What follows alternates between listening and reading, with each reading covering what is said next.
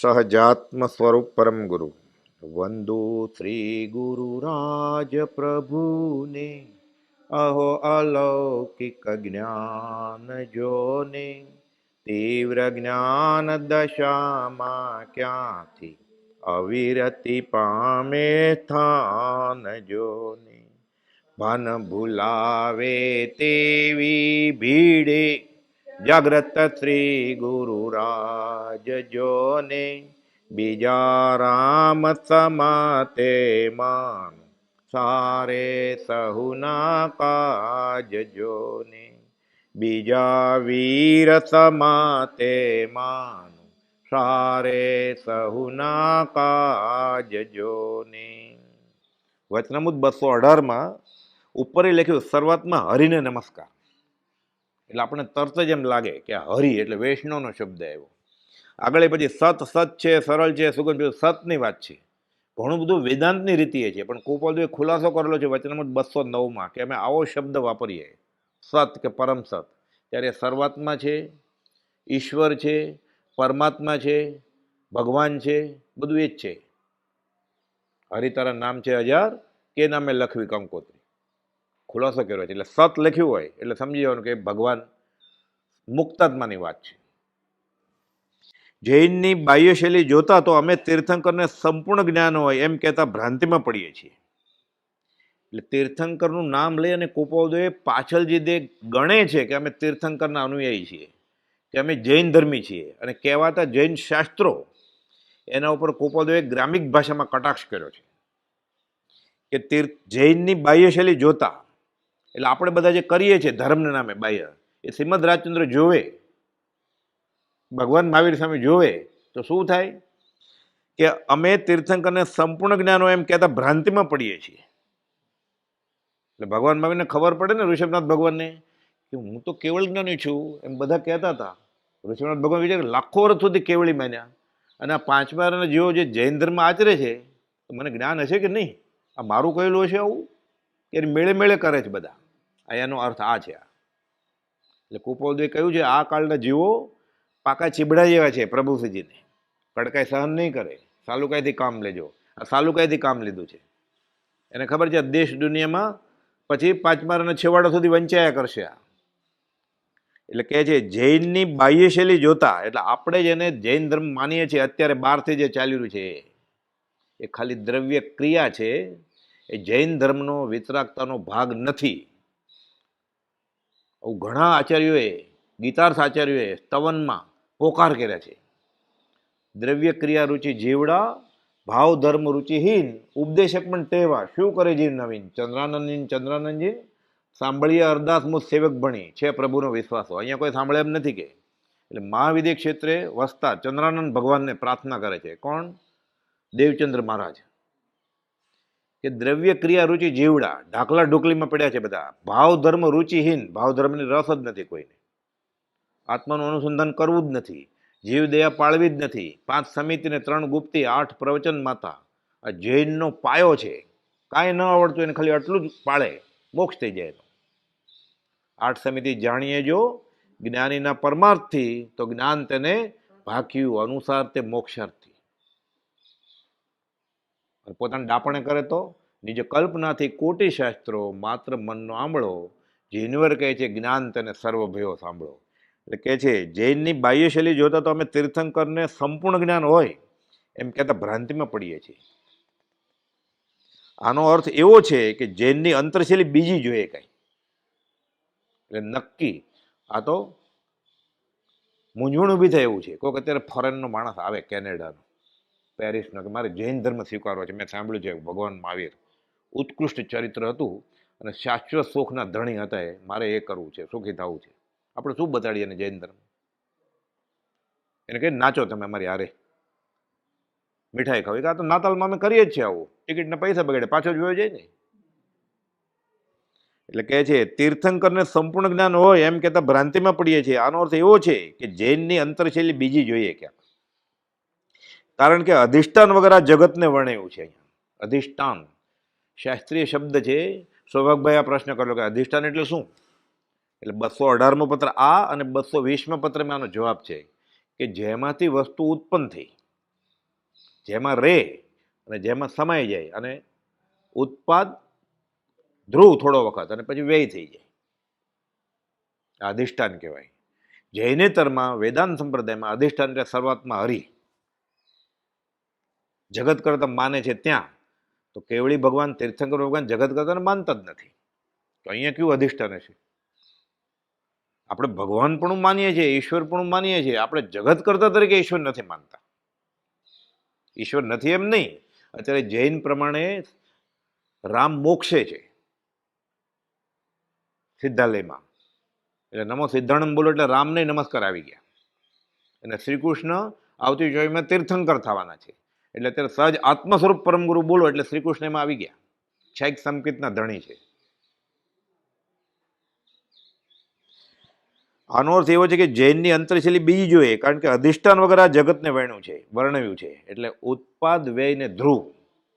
તો જૈન પ્રમાણે આ સૃષ્ટિ રચણી કેવી રીતે, આ બધું ચિત્ર વિચિત્ર કેમ ચાલી રહ્યું છે? બધું પોતાના કર્મને આધારે.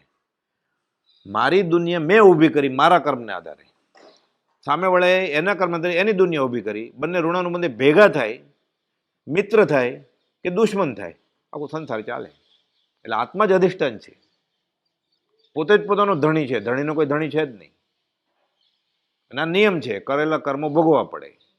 અને કર્મ પ્રમાણે એકબીજા સાથે ભેગા થાય જીવો. વાલું વેરી, લેણું દેણું, 128મું પત્ર. એટલે ચિત્ર વિચિત્ર જગત સર્જાય. આ નિયમ છે અટલ. એ તીર્થંકરને એટલે ઋષિનાથ ભગવાને કે મહાવીર સ્વામીને કે રામને કે કૃષ્ણને કોઈને છોડે નહીં. છેલ્લા ભવે ખીલા ઠોકાણા ભગવાન મહાવીરને. આ નિયમ છે. મોક્ષમાળાના શિક્ષાપટ 101માં પહેલા વાક્યમાં ગોપાલે લખ્યું છે, એક ભેદે નિયમ આ જગતનો પ્રવર્તક છે. અધિષ્ઠાન, આત્મા એ અધિષ્ઠાન, શરૂઆતમાં હરિ એ અધિષ્ઠાન, એટલે ઉપર લખ્યું શરૂઆતમાં હરિને નમસ્કાર. આનો અર્થ એવો છે કે જૈનની અંતરશૈલી બીજી જોઈએ, અધિષ્ઠાન વગર આ જગતને વર્ણ્યું છે ને તે વર્ણન અનેક પ્રાણીઓ તો ઠીક, વિચક્ષણ આચાર્યોને પણ ભ્રાંતિનું કારણ થયું છે. કેમ કે વેદાંત વાંચે ને પછી એમ થાય આ સાચું છે, ઘણું બધું અહીંયા સુધી સાચું જ છે બધું. અને વૈરાગ એવો જ છે, ત્યાગ વૈરાગ જૈન જેવો જ, કે કાંઈ છે જ નહીં દેખાય. બ્રહ્મ સત્ય જગત મિથ્યા, બહુ ઊંચી વાત છે. કલ્પનામાં ફસાણો છે, દેખત ભૂલી છે, એટલે મિથ્યાત્વ છે. એટલે એ જોવે છે અને લાગે છે આ મારો પુત્ર, આ મારો પતિ, આ મારી પત્ની. માયા છે. આ માયા સંસ્કૃત શબ્દ છે. મા એટલે નહીં, યા એટલે સ્ત્રીલિંગ, છઠ્ઠી વિભક્તિ છે, જે છે જ નહીં. એટલે બ્રહ્મ સત્ય જગત મિથ્યા. તો ઉપદેશ માટે આ સાચું જ છે, પણ સર્વજ્ઞને પૂર્ણ વિતરાગતાને લીધે પૂર્ણ ઉઘાડ હતો. એટલે એણે કહ્યું જે દેખાય છે, જે નથી દેખાતું એ છે. તો વેદાંતે શું નક્કી કર્યું? જે દેખાય છે એ કંઈ છે જ નહીં, માયા જ છે. જે નથી દેખાતું એ છે. તીર્થંકર કે બંને છે, પણ જે દેખાય છે, સંભળાય છે, સૂંઘાય છે, સ્પર્શાય છે, તને કામનું નથી. છે નથી એમ નહીં, એ પણ દ્રવ્ય છે, જળ. અને 6 દ્રવ્ય અને બધું લંબાણપૂર્વક બધું વર્ણન કર્યું દ્રવ્યનું યોગ. આ વર્ણન અનેક પ્રાણીઓને વિચક્ષણ આચાર્યોને પણ ભ્રાંતિનું કારણ થયું. તથાપિ અમે અમારા અભિપ્રાય વિશે વિચારીએ તો એમ લાગે છે કે તીર્થંકર દેવ તો જ્ઞાની આત્મા હોવા જોઈએ, એમ કરીને ધીરેથી પાછું સમજાવે છે. સાથે હતા ને મહાવીર સ્વામી સાથે, કે હતા તો જ્ઞાની. એ તો ભૂલ ન કરે. આવી ભૂલ કોણે કરી? જે માને છે કે અમે મહાવીરના વારસ છીએ પાછળથી, એ લોકોએ ભૂલ કરી. એ લખ્યું છે કહેવાતા જૈન શાસ્ત્રમાં, આમ લખ્યું છે. જૈન શાસ્ત્રો છે કે નહીં એ તમે નક્કી કરો. કે ગોપાલ એમ લખે છે કહેવાતા શાસ્ત્રોમાં.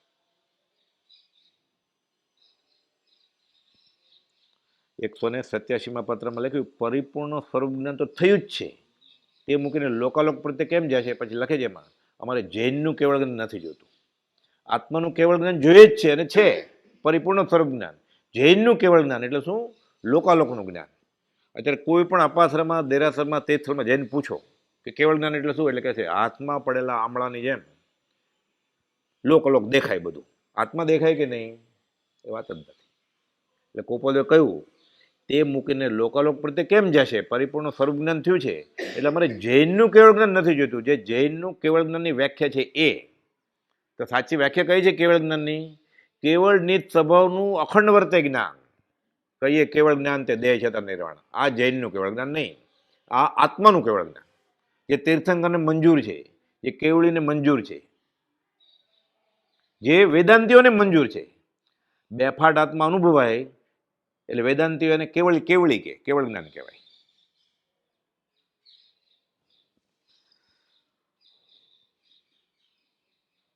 અમને એમ લાગે છે કે તીર્થંકર તો જ્ઞાની આત્માઓ જોઈએ, પણ તે કાળ પરત્વે જગતનું રૂપ વર્ણ્યું છે અને લોકો સર્વકાળ એવું માની બેઠા છે. એટલે એ સમયે એ જીવને સમાધાન થાય એ પ્રમાણે વર્ણન કર્યું હોય. અજ્ઞાનીના અનુગ્રહને અર્થે ક્યાંક રૂપાંતરપૂર્વક કે તો સર્વકાળે એવું હોય જ નહીં.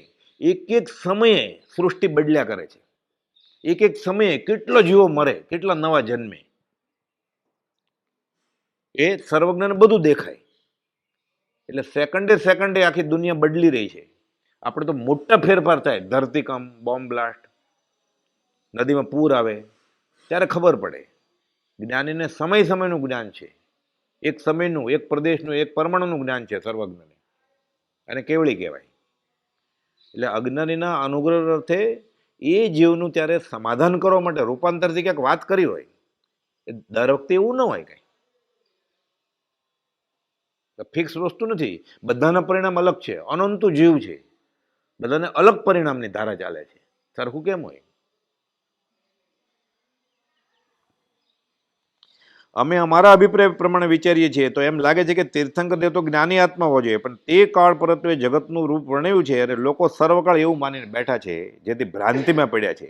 ગમે તેમ હો, પણ આ કાળમાં જૈનમાં તીર્થંકરના માર્ગને જાણવાની આકાંક્ષાવાળો પ્રાણી થવો દુર્લભ છે.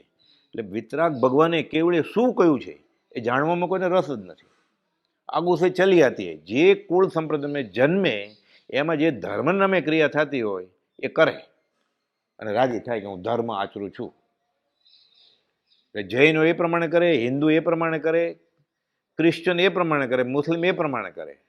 અને જૈનમાં પાછા એ જે એના મા બાપ, એના દાદા દાદી, એ 7 પેઢીથી જે ચાલતું હોય એ સ્થાનકવાસી એ પ્રમાણે કરે, દેરાવાસી એ પ્રમાણે કરે, દિગંબર એ પ્રમાણે કરે. પછી ખાવું પીવું પહેરવું એ બધું ભલે બધું ક્રિશ્ચન જેવું જ થઈ ગયું હોય, પણ બ્રાહ્મણ જોશી હોય એટલે જનોય નાખે પાછું, પછી નાખીને પછી કબાટમાં મૂકી દે. એટલે કહે છે કે તીર્થંકર દેવ તો જ્ઞાની આત્મા હોવો જોઈએ. ગમે તેમ હો, આ કાળમાં જૈનમાં તીર્થંકરના માર્ગને જાણવાની આકાંક્ષાવાળો પ્રાણી થવો દુર્લભ સંભવે છે. એટલે મૂળ વસ્તુ કોઈને તત્વમાં રસ જ નથી. કારણ કે ખરાબે ચડેલું વાણ એ તોફાન, કાંટાળો માર્ગ છે અંધાધુની, અથવા મતદર્શન ઘણા, કહે ઉપાય અનેક, તેમાં મત સાચો કયો?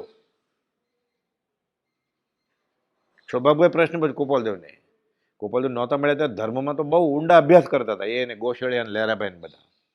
તો દુનિયામાં અત્યારે આત્મા માટે, મોક્ષ માટે એટલા બધા મતાંતર કેમ છે કે? તો પછી એમાં મત સાચો કયો? બને નહીં એ વિવેક. બાળજીવ કેવી રીતે નિર્ણય કરી શકે? એટલે શું કરે પછી? એ બાપ દાદા કરતા હોય કરે. એટલે પ્રભુજી કહેતા બાપદાદાને કૂવામાં ડૂબી ન મરાય. દાદાએ ઝેરી ઝાડ વાવ્યું હોય ધતુરાનું, હજી ફૂલ નથી આવ્યા, ફળ નથી આવ્યા, પણ ધતુરાનું ફૂલ ઉગે ને એકદમ આકર્ષક કલર હોય એનો. એ છોકરો સૂંઘવા જાય તો ગાંડો થઈ જાય. એટલે શું કરવું જોઈએ? ઝાડ કાપી નાખવું જોઈએ? પ્રભુજી કાપી નહીં નાખવાનું, મૂળિયા સાથે કાઢી નાખવાનું. કાપત પાછું ઉગે, મૂળિયું ન રહેવું જોઈએ એનું. એટલે પ્રભુજી કહેતા ન રહેવા દીધા અમને હિન્દુમાં, વૈષ્ણવમાં, ન રહેવા દીધા વાણિયાપણામાં, આત્મા ઉપર લાવીને મૂકી દીધા. અમે અમારા 7 પેઢીનો બાપદાદાનો ધર્મ છોડી દીધો. આત્મા ધર્મ અકશાયતા, જ્યાં ત્યાંથી રાગદેશ રહિત થવું એ મારો ધર્મ છે. આ વિતરાગનો ધર્મ છે. એનો રાગ વીતી ગયો છે એટલે વિતરાગ. આખું આ બધું વ્યવસ્થિત છે. આ વિતરાગની સંસ્કૃત વ્યાખ્યા છે વિગત રાગ યસ્ય. રાગ ન હોય ત્યાં દ્વેષ ન હોય. એ તો વિત દ્વેષ કહેતોય ચાલત, પણ ચાલત ક્યાં? દ્વેષ ઝઘડો ન કરતો હું, પણ મોહ કરતો કેમ ખબર પડે? એટલે વિત રાગ એ અમારો ધર્મ છે કે, અને અમે વિતરાગ છીએ કે. અમારા વિતરાગમાં ભેદ નહીં ગણતા. અને જ્યાં સુધી વિતરાગતા ન આવે ત્યાં સુધી કાંઈ પણ બોલે 99.99% સાચું હોય, 1.1% આવી જાય ખોટું. જે પૂર્ણ વિતરાગતા છે ત્યાં સર્વજ્ઞપણું સંભવે. ગમે તેમ હો, આ કાળમાં જૈનમાં તીર્થંકરના માર્ગને જાણવાની આકાંક્ષાવાળો પ્રાણી થવો દુર્લભ સમય છે, કારણ કે ખરાબે ચડેલું વાણ, અને તે પણ જૂનું પાછું. એક તો તોફાન આવ્યું દરિયામાં, એમાં ખડક બધા આવે છે, એમાં વાણ જૂનું હતું એટલે લાકડા સડી ગયા હતા, એટલે થોડુંક ભટકા છે એટલે ડૂબી મરે ને પછી જાણે જન્મ્યો જ નહોતો, ખાલી હાથે જાય. દેવું પતાવવા આવ્યો ને દેવું વધતું જાય. ખરાબે ચડેલું વાણ અને તે પણ જૂનું એ ભયંકર છે. તેમજ જૈનની કથની ઘસાઈ ગઈ, કે મૂળ વાત હતી, મૂળ માર્ગ સાંભળો એટલે ફરીવાર કહેવો પડ્યો કે આ જ્ઞાન દર્શન ચારિત્ર, આ દેવગુરુ ધર્મનું સ્વરૂપ, આ સમ્યક દર્શન, સમ્યક જ્ઞાન, સમ્યક ચારિત્ર અને આ મોક્ષ. એટલે આત્મસિદ્ધિમાં કુપોદેવે આત્માર્થીની એટલે શ્રાવકની, એટલે મુમુક્ષુની, મતાર્થીની, મુનિની, મોક્ષની, કેવળ જ્ઞાનની બધી વ્યાખ્યા કરી છે.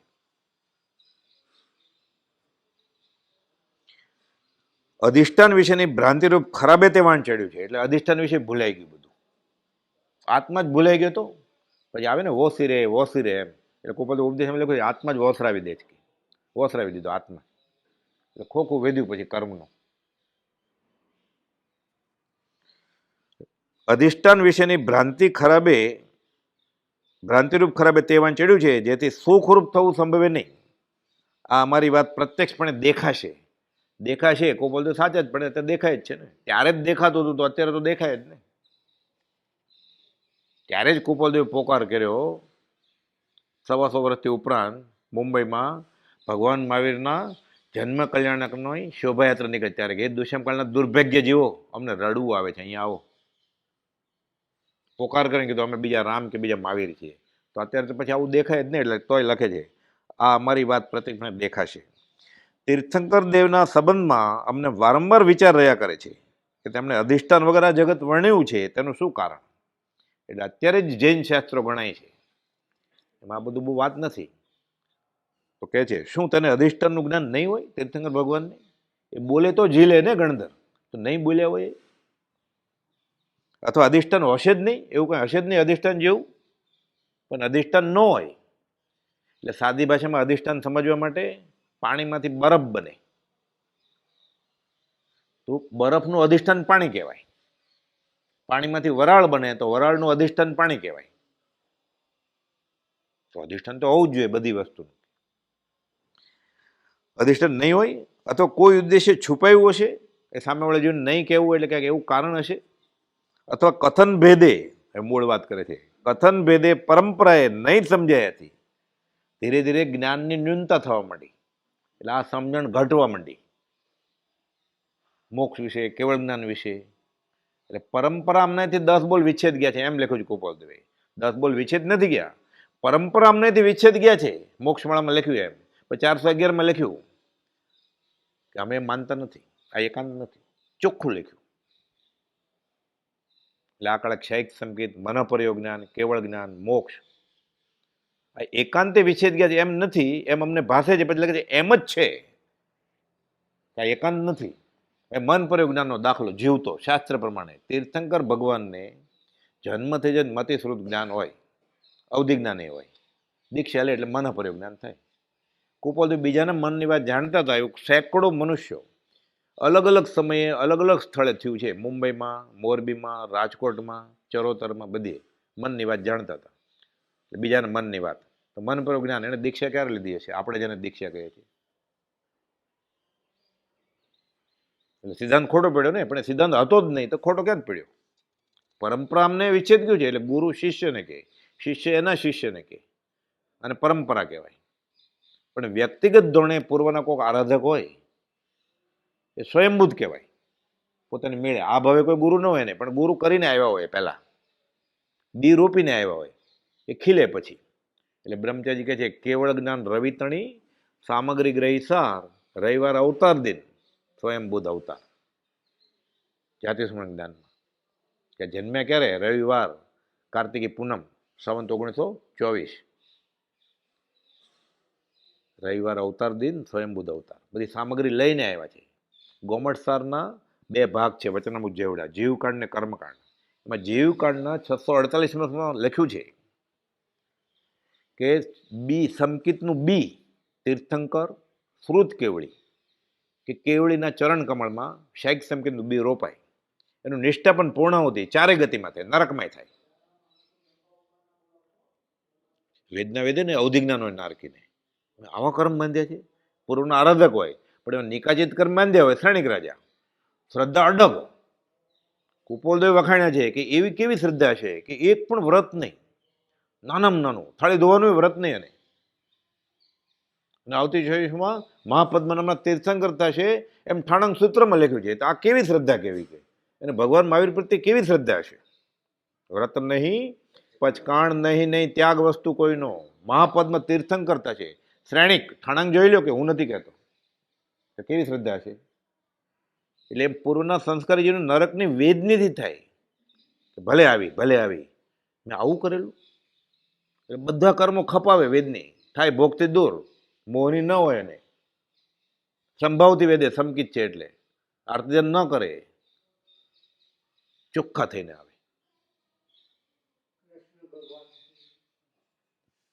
બરોબર ને.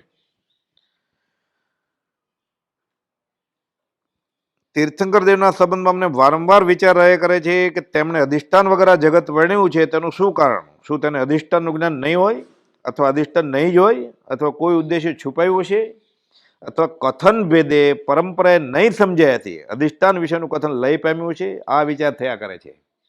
હવે ફરીવાર સાચી વાત કરે છે કે આમ કેમ થયું. જોકે તીર્થંકરને અમે મોટા પુરુષ માનીએ છીએ. મારાવતી વીરને નિશંક સમજજો, તેના ઈષ્ટદેવ પરમાત્મા પાર્શ્વનાથનું સ્મરણ કરજો. જૂઠાબેન લખે છે કે હું પણ એટલે શ્રીમદ રાજચંદ્ર તે પુરુષના એટલે પાર્શ્વનાથ ભગવાનના ચરણ કમળમાં તલ્લીન થયેલો દીન છું, અલ્પજ્ઞાત્મ છું. આ 37માં લખ્યું, 20માં પદ 27માં પદ કહી દીધું હું સર્વજ્ઞ છું. તો ઊંચી શ્રેણીએ ચડાવો એટલે કે તમારે યોગ્ય ગુરુની જરૂર છે. હજી હું તો સંસારમાં છું એટલે વધારે પરીક્ષા કરે, એટલે વધારે તૈયાર થાય. પરીક્ષા ક્યારે થાય? પોતાને ત્યાગ વૈરાગ આવે તો પરીક્ષા થાય ને. એટલે અંબાલાબેન લખતા તમારા પિતાને જિજ્ઞાસા થઈ હોય ને પછી પત્ર લખતા એને જનક પિતાને પાલક પિતા, એટલે જનક પિતાની વાત છે, મગન બાપાને, મગનલાલભાઈને કહેતા પહેલાં એને સંપ્રદાયનો ખ્યાલ છોડો તો કોઈક વખતે આગામી કાળે હું એની ભાળ લઈશ, સંભાળ લઈશ, નહીં તો નહીં લઉં. લખીને આપી, નહીં તો નહીં લઉં. એને જો કદાગ્રહ છે સંપ્રદાયનો તો હું નહીં ભાળ લઉં. મુનિ દીપચંદજીને કહો ને, લીમડીના ઠાકોરને કહો ને, ગોશાળાને ઊંચી પાયરી ચડાવો ને, સૌભગભાઈ ફરીને કહે એને એમ કે બધા પામે આ વાત. અહીંયા ખજાનો છે તો.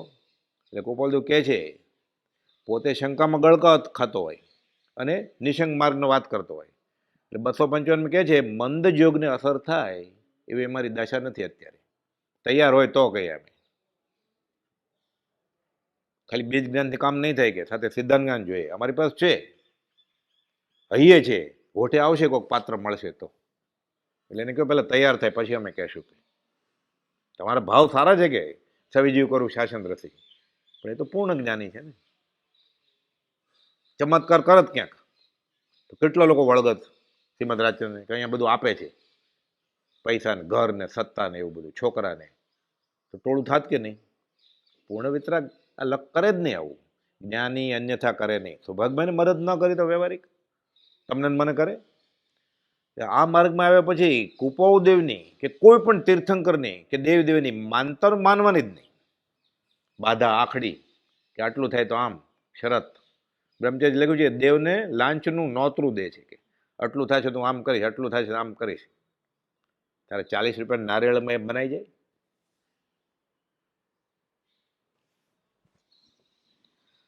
જોકે તીર્થંકરને અમે મોટા પુરુષ માનીએ છીએ, તેને નમસ્કારે કરીએ છીએ.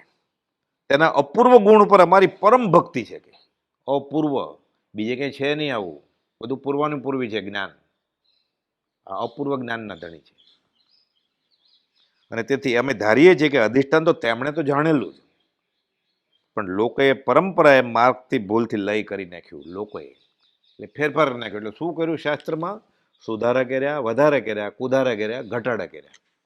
એટલે આપણે જેને જૈન આગમ કહીએ છીએ અત્યારે, આપણે ખબર નથી લેખક કોણ છે, કોણે લખ્યું છે એ નથી ખબર. તો એટલે કુપોદે લખ્યું આ વચન આગમ જ છે, જીનાગમ જ છે, રાગ દ્વેષ અને અજ્ઞાન વગર પ્રગટ લેખપણું પામ્યા છે માટે સેવનીય છે. વચનામૃત 397 ખંભાતના ત્રિભુવનભાઈ માણેકચંદ. અમે જે વાત કરીએ છીએ અમે લખ્યું છે બધું આગમ છે. ગોશળીને એમ વિચાર આવ્યો કે આ શાસ્ત્રમાં તો પણ તમે અમુક વસ્તુ બોલો નથી મળતી, મળશે ગોતો. ગોપાલ કે નહીં મળે તોય વાંધો નથી, તીર્થંકરના હૃદયમાં આ વાત હતી એમ અમે જાણ્યું છે. એમ મહાવીર સ્વામી સાથે હતા કે અમને કહેલું ચોપડામાં લખેલું ભૂસાઈ ગયું હશે, ગુંદરી અક્ષરથી રેળાઈ ગયું હશે કે કોકે છદ્મત અવસ્થાએ ફેરફાર કર્યો હશે કે અમે તેને નારે હતા. એટલે કે તીર્થંકરના હૃદયની વાત. હવે તીર્થંકરના હૃદયની વાત લઈને કોઈક આવે એ મનાય? એ કોણે લખ્યું છે ફલાણું શાસ્ત્ર એ આપણને ખબર નથી, એ મનાય. આ આગમની ઓરિજિનલ કોપી મૂળ પ્રત છે. આગમમાં કંઈ ફેરફાર હોય ને આને આધારે સુધારી લેવાનું. એટલે કેટલું સાચું ને કેટલું ખોટું દૂધ પાણી અલગ કરતા કેમ આવડે?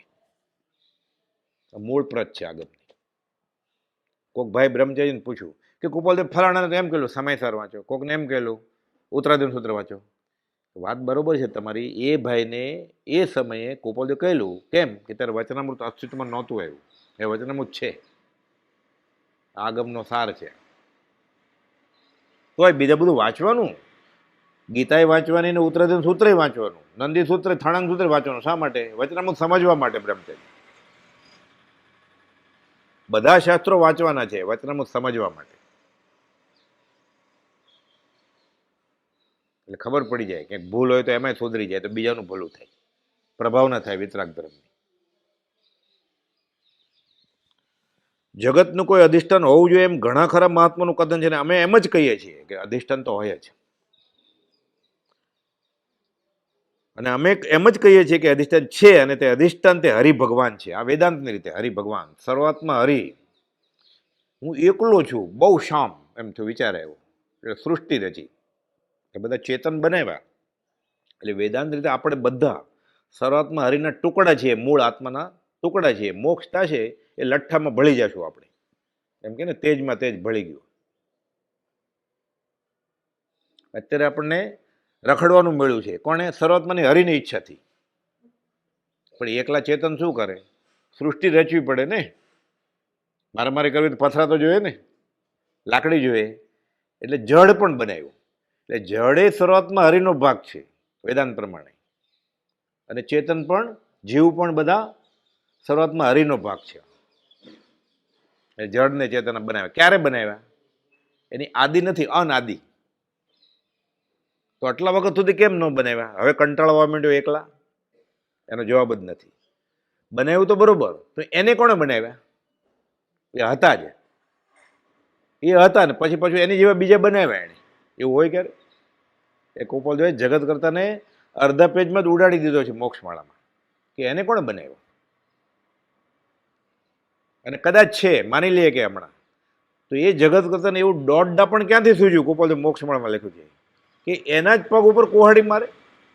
ભગવાન મહાવીરને જન્મ આપ્યો. ભગવાન મહાવીર વિતરાગ થઈને સર્વજ્ઞ થઈને કહ્યું જગત કરતા હોય જ નહીં. એટલે પગ ઉપર કુહાડી મારીને આવું દોડડા પણ ક્યાંથી સૂજ્યું કે એને? એ બનાવે તો વર્ધમાન કુમારને બનાવવા જ ન જોઈએ ને, ત્યાં જ રાખી મૂકે ને, મોકલે જ નહીં ને. એ જ કરતા હતા હોય તો. પણ આ તો સિદ્ધાંતની વાત છે. આપણે તો એમાંથી ઉપદેશ બોધ લઈ લેવાનો કે આ અધિષ્ઠાન તે હરિભગવાન છે, જેને ફરી ફરી હૃદય દેશમાં જોઈએ છે. એટલે હરિભગવાન એટલે શું લખ્યું? સર્વાત્મા, પરમાત્મા, સિદ્ધ ઈશ્વર એટલે આત્મા. તો આત્મા વિભવમાં છે, અનંત પ્રકારના કર્મ છે, એટલે એની સૃષ્ટિ રચાય છે એ પ્રમાણે. અને જેને જેને કર્મ વહી ગયા એની સૃષ્ટિ સીમિત થઈ જાય છે. એ સિદ્ધશિલાએ બેસે મુક્તાત્મા. ઓમ નમઃ સિદ્ધેભ્ય. એ જૈન પ્રમાણે આત્મા એ અધિષ્ઠાન છે, અને કર્મના સિદ્ધાંત પ્રમાણે બધું આ વિચિત્ર ચિત્ર જગત ચાલ્યા કરે છે. અને જૈનેતર પ્રમાણે આ અધિષ્ઠાન તે હરિભગવાન સર્વાત્મા હરિ એ ત્યાં હોય તો આપણને કાંઈ નડતું નથી. છેલ્લે હરિભગવાન એ કર્મ પ્રમાણે ફળ આપે જગત કરતા બધાને. રામ એ ભણે ને તો પહેલો નંબર આપી દે, રામ ન ભણે તેને ફેલ કરે. તો રામ ફેલ કરે ને પાસ કરે કે એમને પોતાની મહેનત ફેલ કે પાસ થાય? એને કે નડે જ છે રામ. રામ ઉદાર છે અને ભેદભાવ નથી. સુપ્રીમ કોર્ટના જજ છે, એને ખોટું રિઝલ્ટ આપતા જ નથી કાંઈ. પછી ક્યાં સવાલ છે? ભલે ને એ આપે, આપણે શું વાંધો છે હોય તો જગત કરતા. એટલે ગાંધીજીને કુપોલ તો કહે છે કે આ બ્રહ્મા વિષ્ણુ મહેશ સિદ્ધાંતની સમજણમાં બહુ પડતા નહીં, ઉપદેશ બોધ લઈ લો એટલે કામ થઈ જશે, બધું સમજાશે આગળ જતા. રૂપકથી જગત કરતા હોય કે બ્રહ્મા વિષ્ણુ મહેશ હોય તો વાંધો નથી કાંઈ. અમે અહીં ફરી ફરી હૃદય દેશમાં જોઈએ છે. કોને? હરિભગવાનને અમે હૃદયમાં જોઈએ. એટલે હું શુદ્ધાત્મા થઈ ગયો છું, અહમ બ્રહ્માસ્મિ. આ તો 218મો પત્ર છે, 158માં લખ્યું છે કે હું ભગવાન છું, અહમ બ્રહ્માસ્મિ, વેદાંતની રીતે. અમે એને ફરી ફરી હૃદય દેશમાં જોઈએ છીએ. તો અરૂપી વસ્તુ કેવી રીતે દેખાય? એટલે અનુભવીએ છીએ. એટલે હું શુદ્ધ સહજ આત્મ સ્વરૂપ થઈ ગયો છું. લેખિતન શ્રી સહજ આત્મ સ્વરૂપ 719માં લખ્યું, 653માં લખ્યું. અને એના કરતાં શુદ્ધાત્મા 779માં લખ્યું. સૌભાગભાઈને છેલ્લેથી 3જા પત્રમાં લેખિતન શુદ્ધ સહજ આત્મ સ્વરૂપ. એટલે પ્રભુજીને કહ્યું ઈડરમાં 5755માં કે આ બેઠા છે સિદ્ધ, અને જેને ઉપર બેઠા છે સિદ્ધશીલા. બધું અનુભવીને કહ્યું છે. પ્રયોગવીર કાકા કાલેલકર કે એને પ્રયોગ કર્યા, સર્વજ્ઞ વિતરાગે કહેલું એમ જીવી જાય ને, અને એનું ફળ મળે એ મેળવ્યું એને. પ્રયોગવીર. અધિષ્ઠાન વિશે તેમજ ઉપલા કથન વિશે સમાગમે અધિક સત્કથા થશે, સૌભાગભાઈને કહે છે. લેખમાં તેવી આવી શકશે નહીં, માટે આટલી તે અટકું છું. હવે જે આત્મે અનુભવ્યું હોય વાણીમાં કેટલું આવે, અને વાણીમાં જે હોય એ લખવામાં કેટલુંક આવે, કે એનો ટુકડો આવે ખાલી. એટલો રૂબરૂ મળશો ત્યારે વાત કરશું વધારે. તો અને ખરેખર તો તોય રૂબરૂ મળે એટલે ઘણું બધું શ્રદ્ધે સમજાય. છેલ્લે તો ખવડાવે ને પોતે ચાખે. એ દેવીલેને 20 દિવસ પહેલાં ચખાડ્યું ઈડરને ડુંગરે. પછી સૌભાગભાઈ લખ્યું 20 દિવસ બાકી હતા ને, વિરમગામ ટેસ્ટને મૂક્યા. ત્રંબકને મણી કે લ્યો તમારા પિતા. અકબંધ લઈ ગયો તો એવી રીતે કાંઈ વાંધો નથી આવ્યો. ગોપાલદેવ આ બાજુ લઈ ગયા. દેહને આત્મા બેફટ 8 દિવસથી અલગ અમને અનુભવાય છે. આ દેહનો ભાગ ને આત્માનો ભાગ. એટલે અધિષ્ઠાન પોતે આત્મા, એની સમજણું પછી. માટે આટલેથી અટકું છું કે રૂબરૂમાં પછી વાત કરશું. ગઈકાલના દોરેથી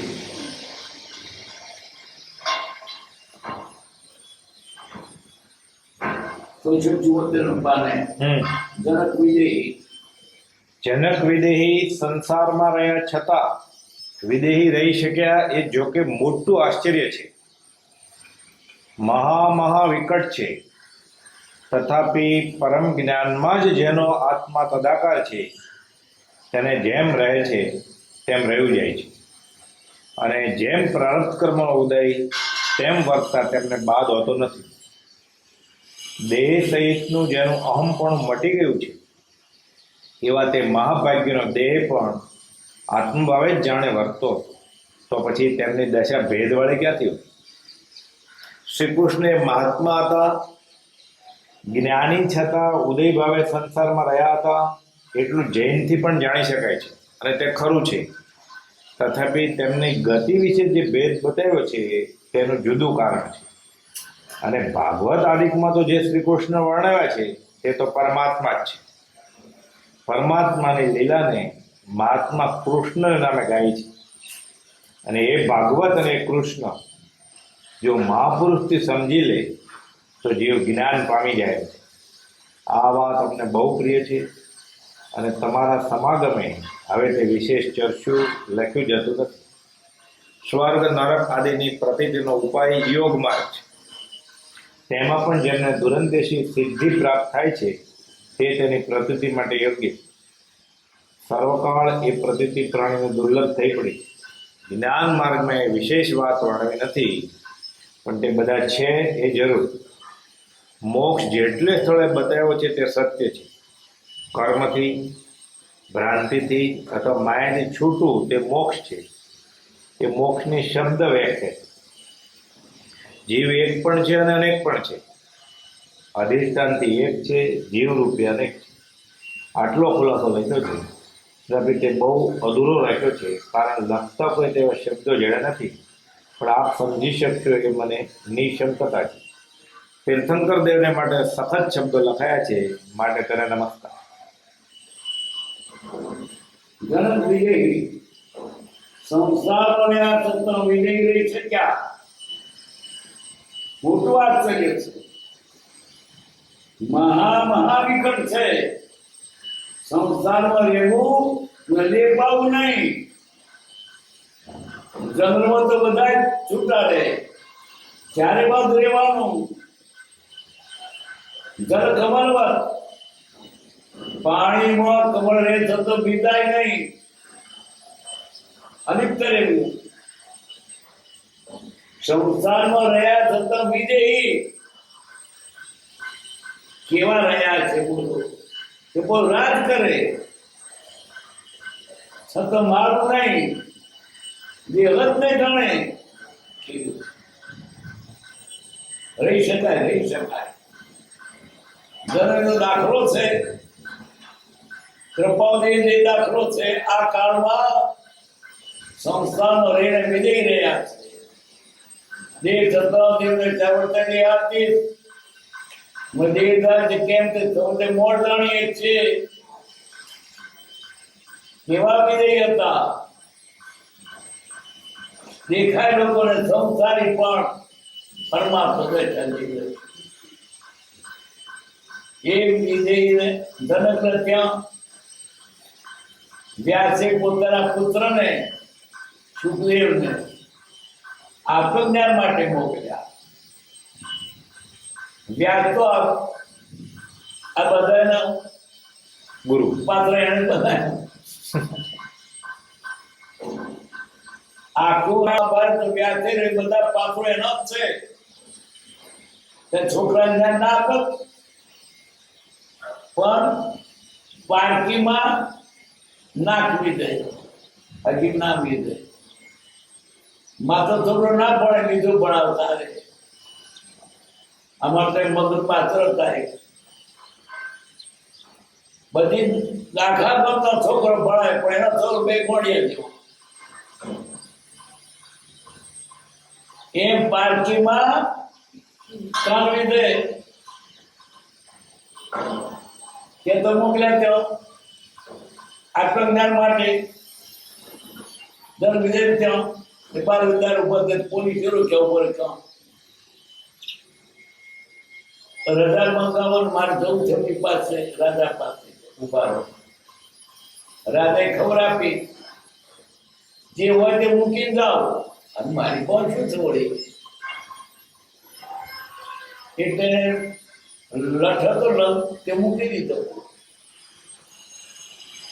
પછી કેવડા કે જેવો તે મૂકી લાવો, ટુકડું મૂકી દીધું. હવે તો જે હોય તે મૂકી લાવો. પછી કે છોકરો આવે માને પણ મુકાય. કેમ આવ્યા? મારા બાપે તમારી પાસે મને તત્વજ્ઞાન માટે મોકલ્યો છે. હું એની પાસે જ ભણ્યો છું કે પણ રોતો એટલે 2000 પ્રેક્ષક પાઠ આપવા મળ્યા. જનક વિજયી છે. પછી તો રાત્રે સુવાનું નવો ઓરડો. આ તો છોકરો નાનો 8-10 વર્ષનો પણ કણનો ભાવ આવ્યો ને હપ્તે બધું સુઈ ગયો નવો ઓરડામાં. રાતે રાણી આવી તેની સાથે સૂતી. આનંદ કર્યો ભાઈ ને એવું સમજે નહીં. એવું બધું એને ગબડ્યો. રાણી ગબડે બસ ગબડ્યો. રાણી આગળ ભીત આવી. હવે ક્યાં થાય? આ બાજુ ભીત બાજુ રાણી. સવારે પૂછે છે જનક રાજા રાતે ઊંઘ આવી હતી કે? એને પેટ પર થાય. શેની ઊંઘ આવે? હું ગબડ્યો ગબડી તો એને પહેરેથી ભીત બંધ ગબડું ના પડે.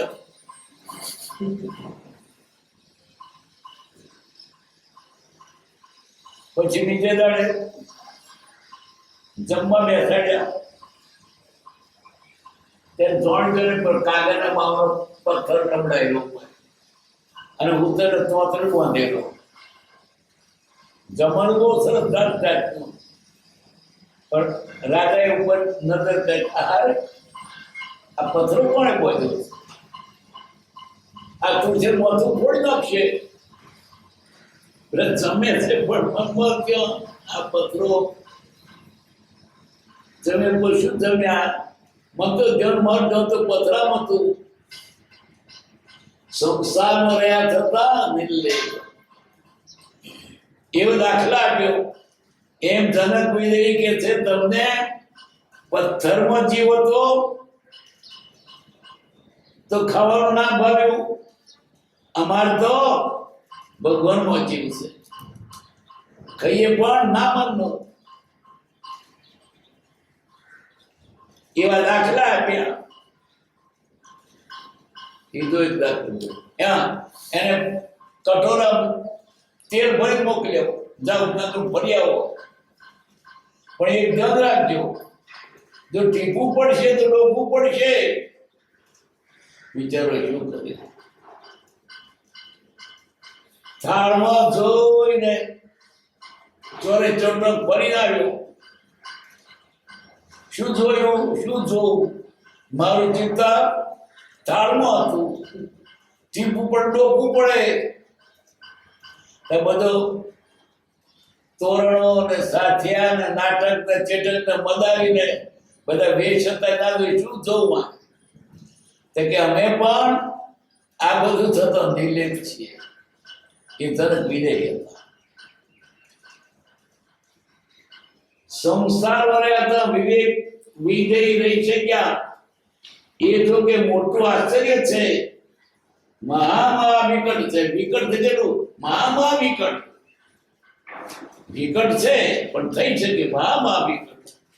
સંસારમાં રહ્યા થતા નિર્લેપ રહેવું કેટલી વાત. તથાપી પરમ જ્ઞાનમાં જેનો આત્મા તદાકાર છે તેને તેમ રહે છે. એ તો આત્મા છે, તેમ રહ્યું જાય છે. ને જેમ પ્રાપ્ત ક્રમનો ઉદય હોય વર્તન તેને બાદ હોતો નથી. મિત્ર ઉદય પ્રયોગ કરે છે બધું, પણ ચિત્તમાં ને ચિત્તાત્મામાં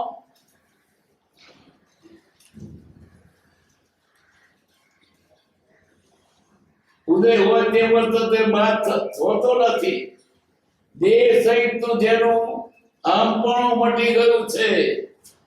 હું દેહધારી છે કેમ સમજે મોડ જાણીએ છીએ. કેટલા લઈને આત્મામાં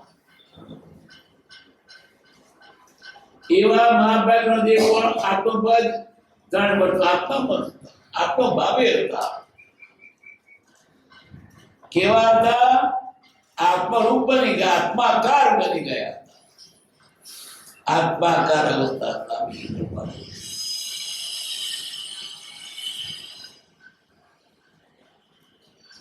તો પછી તેમની દશા ભેદવાળી ક્યાંથી હોય?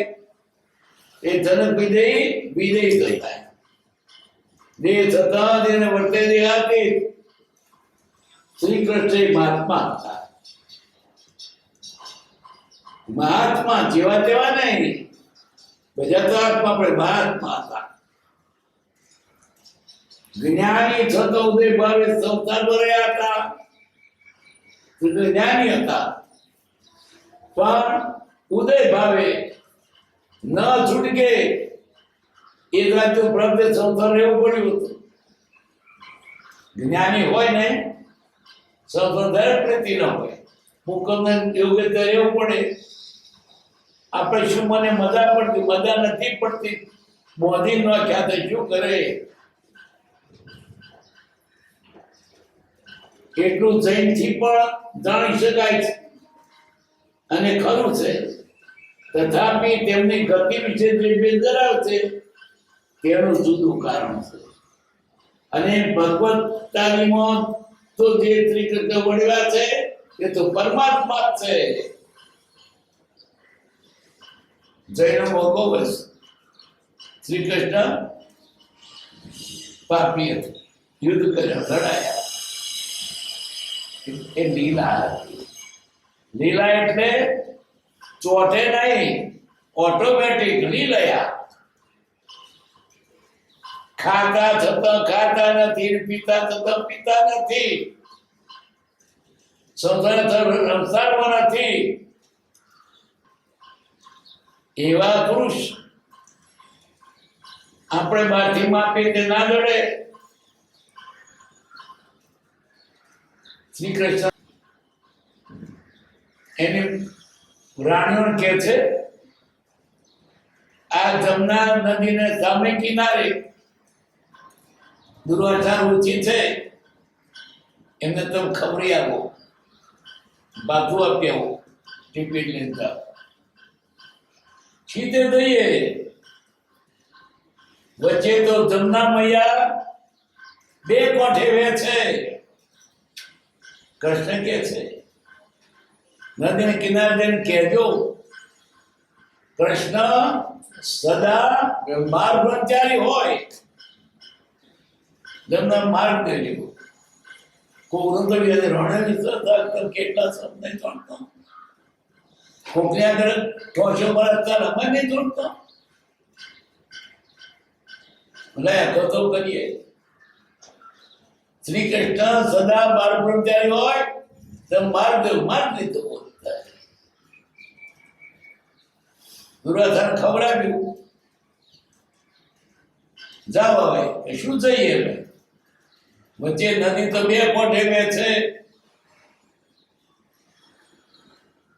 પણ કેજો દુર્વાસા સદા ઉપવાસી હોય, જમવાય માર દેજો. અમારું દૂધ ખાધું ઉપવાસી થઈ ગયો, કોઠે ગયા, જમનામાં માર દેજો, માર દીધો. ખાતા થતા ખાતા નથી, ખાવા મળે નથી, તો વિદ્રુદે પ્રયોગ. જે પૂતગલ પદ લીધી આપણે ખાઈએ ત્યારે કર્મમાં જે જોડે ખરી મજા પડે એમાં સર બચ્યો છે. મરી ગયો જ્ઞાને થઈને ખાય છે. પ્રભુથી એવી દશા હતી.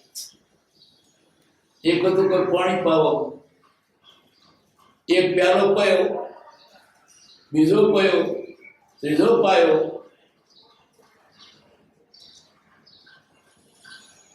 બાપા આ તો ચોથો આવો હે,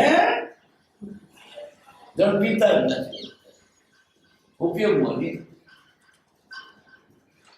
જ્ઞાનની વાત કઈ જુદી છે.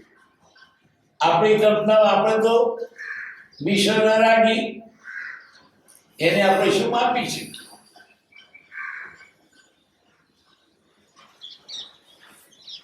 પરમાત્માની લીલાને મહાત્મા નામે ગાય છે. તે ભાગવત અને કૃષ્ણ મહાપુરુષ સમજી લે તો જીવ જ્ઞાન પામી જાય. ઘણી વાર આ રીતે સમજે જીવને જ્ઞાન. આ વાત અમને બહુ પ્રિય છે અને તમારા સમાગમે હવે તે વિશેષ લખ્યું જતું નથી. ભેગા થઈશું ત્યારે વાત કરીશું બધા.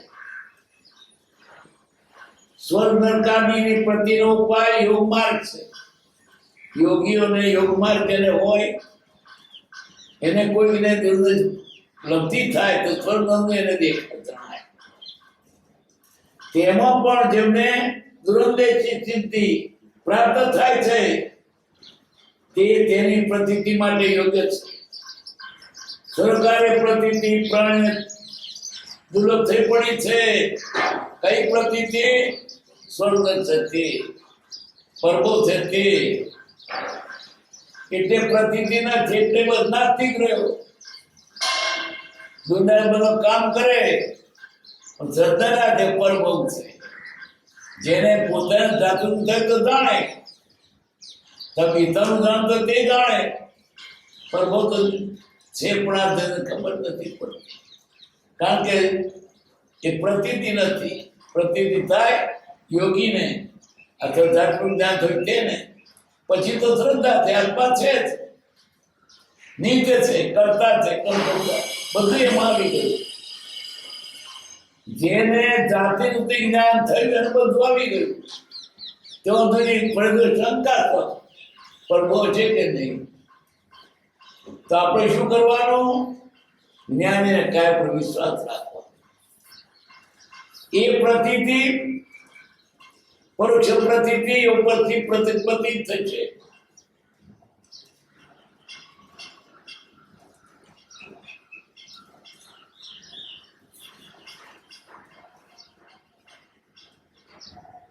સરોકારે પ્રતીતિ પણ દુર્લભ થઈ પડી છે. જ્ઞાન માર્ગમાં તે વિશેષ વાત હોતી નથી, પણ એ બધો છે જરૂર. મોક્ષ જેટલે સ્થળે બતાવ્યો છે તે સત્ય છે. કર્મથી છૂટવું એનો મોક્ષ બરાબર છે, તો ભ્રાંતિથી છૂટવું એ પણ બરાબર છે, તો માયાથી છૂટવું એ બરાબર છે. તો કે માયાથી પણ ભ્રાંતિ એક જ છે. મોક્ષ જેટલે સ્થળે બતાવ્યો તે સત્ય છે. કર્મથી છૂટવું કયા કર્મ? જ્ઞાનાવર્ણ્ય દર્શનાવર્ણ્ય મોહ અંતરાય અને સપ્રમોક્ષ છૂટે ત્યારે તો બાકીનો નામ ગોતરાવી થવી એટલે ટૂંકામાં કર્મ રહિત થવું એ મોક્ષ. ભ્રાંતિ શી ભ્રાંતિ? હું શરીર છું એ ખોટું જ્ઞાન છે. આત્મા છે સાચું જ્ઞાન છે. આ ભ્રાંતિ છે, ભ્રાંતિ જતી રહે, આત્મા શું થાય પછી મોક્ષ થાય. માયાથી છૂટવું, માયા એટલે ક્રોધ માન માયા લોભ વિષય કે જાતિ છૂટે ન માયાથી છૂટવું. માયા મુક્તિની સંસારની મોક્ષ.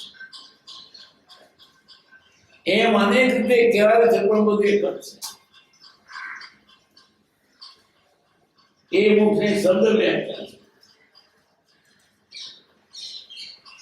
જે એક પણ છે ને અનેક પણ છે. એક અનેક. જૈનોમાં પ્રત્યેક આત્મા કે બધા જુદા જુદા. વેદાંતમાં એક કયા છે, બધા એક.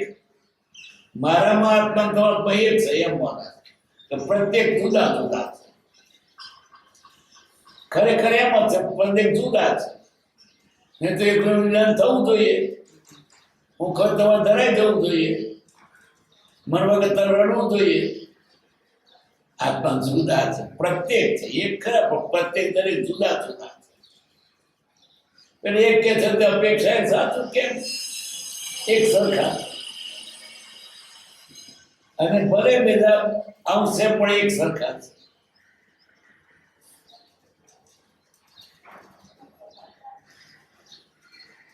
જે એક પણ છે ને અનેક પણ છે. અધિષ્ઠાન એક છે, જીવરૂપેણ એક છે, અનેક છે. આટલો ખુલાસો લખ્યો છે, તથા તેનો અધૂરો લખ્યો છે. કારણ લખતા કોઈ એવા શબ્દો જડ્યા નથી. કૃપાઓદેવ જેવા આત્માના વર્ણન વિશે શબ્દો જડતા નથી, તો બીજાને ક્યાંથી જડે? બીજા કહેતો શું? ક્યાંથી આવે શબ્દમાં આત્મા? કોઈ ગમે એટલું કે પણ આત્માની પ્રતીતિ શબ્દોથી થાય, અનુભવથી થાય, બાકી શબ્દથી ના થાય. કોઈની દુકાને જઈએ ને સુખડી કેવી છે, ગળી છે, સારી છે, રૂપાળી છે, ગૌની છે એમ લાગે? ચાખે તો લાગે કે ગળી છે. શબ્દોથી શું થાય? એમ જ્ઞાની પુરુષો પણ જ્ઞાનથી શબ્દોથી કે છે તો આ જીવને નહીં સમજાય. અનુભવ છે. અનુભવ કોણ જાણે? નર નારીને નાગ સુખ પામર નવી જાણે. અનુભવની વાત છે. અને જ્ઞાનીએ અનુભવ કેની વાત કરી? આત્મા છે. સુખધામ